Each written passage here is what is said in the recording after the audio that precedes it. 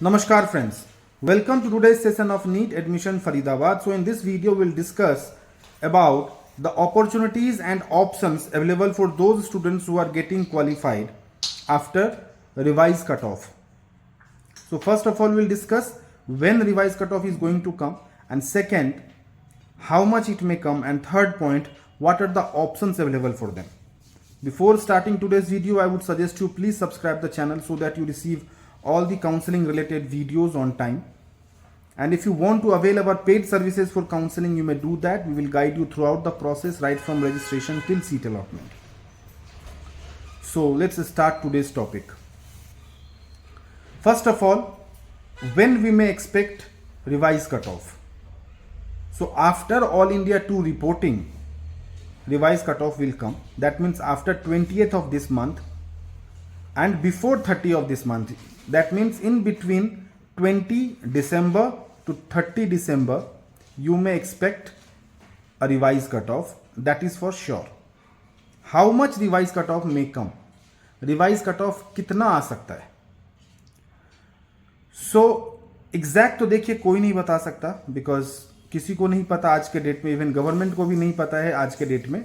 ये डिसाइड होता है इस फैक्टर पे कि कितनी सीट्स वेकेंट हैं clinical and non clinical branch में. अगर ज्यादा सीट्स वेकेंट हैं तो वो सबको ही क्वालिफाई करेंगे कि एटलीस्ट जो लेना चाहता है नॉन क्लिनिकल ब्रांच वो ले ले, सीट्स वेकेंट ना जाए. 0% होने की प्रोबेबिलिटी बहुत ज्यादा है, बिकॉज लास्ट ईयर उसका इंपैक्ट बहुत अच्छा था. सीट्स लगभग सारी फिल हो गई थी, सीट्स वेकेंट नहीं थी. तो 0% होने की प्रोबेबिलिटी इस साल भी है. तो आप सारे स्टूडेंट्स जो 0% का वेट कर रहे हैं, just wait for more 10 odd days and percentile will get reduce.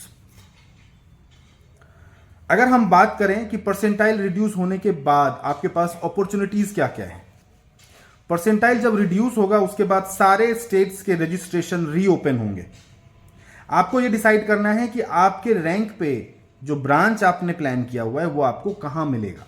वो आपको रिसर्च करना है. आपने रिसर्च कर लिया कि हाँ ये स्टेट्स हैं जहां पे लास्ट ईयर भी कट ऑफ डाउन गया था, यहां पे हम अप्लाई कर सकते हैं. उन स्टेट्स में आप रजिस्ट्रेशन करेंगे. स्पेशली अगर मैं कहूं तो आपके रैंक पे अगर किसी स्टूडेंट की रैंक है 1,40,000, 1,50,000, 1,60,000 और वो किसी स्पेशल कैटेगरी से बिलोंग करता है, सपोज एनआरआई कैटेगरी में वो एलिजिबल है, तो एनआरआई में जहां जहां पे सीट्स अवेलेबल हैं उनको उन सारे स्टेट्स में अप्लाई करना चाहिए.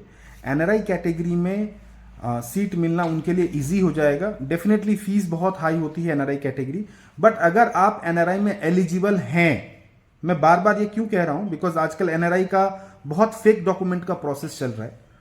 सो मैं उसकी बात नहीं कर रहा हूं, उसमें आप बाद में परेशान हो सकते हैं. I am talking about genuine documents of NRI. If you fall in NRI category, like anyone who is your first degree relative is residing outside India and he is ready to sponsor you, in that case you must take benefit of NRI category if you want to take a major clinical seat this year. क्योंकि 1,40,000, 1,50,000 rank पे normal general counselling में अगर आप चाहेंगे कि आपको radio, derma, medicine, पीडिया मिल जाए तो वो मिलना मुश्किल है. अगर आपके पास एनआरआई कैटेगरी के डॉक्यूमेंट्स अवेलेबल नहीं हैं या आप एनआरआई में एलिजिबल नहीं हैं, in that case you must not go and आप फेक डॉक्यूमेंट्स के प्रोसेस में बिल्कुल भी ना जाएं. वो आपके फ्यूचर को रेयून कर सकता है. You just focus on normal counselling process of those state where fees is very high.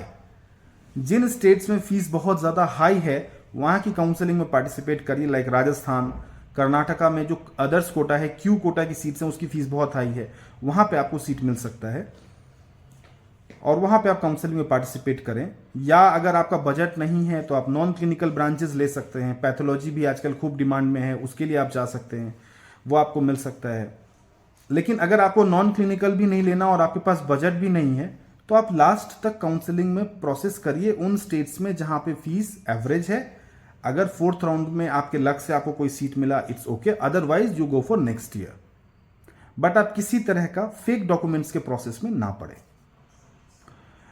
So this is it in today's video. Counselling से रिलेटेड कोई भी क्वेरी हो, अगर आप जानना चाहते हैं कि आपके लिए क्या क्या ऑप्शंस हैं, पर्सनली अगर 1-to-1 आप डिस्कस करना चाहते हैं तो आप कॉल करके बातचीत कर सकते हैं, व्हाट्सएप करके बातचीत कर सकते हैं, एंड देन आप हमारी पेड सर्विसेज भी अवेल कर सकते हैं। हम आपको पूरे प्रोसेस में गाइड करेंगे। नमस्कार।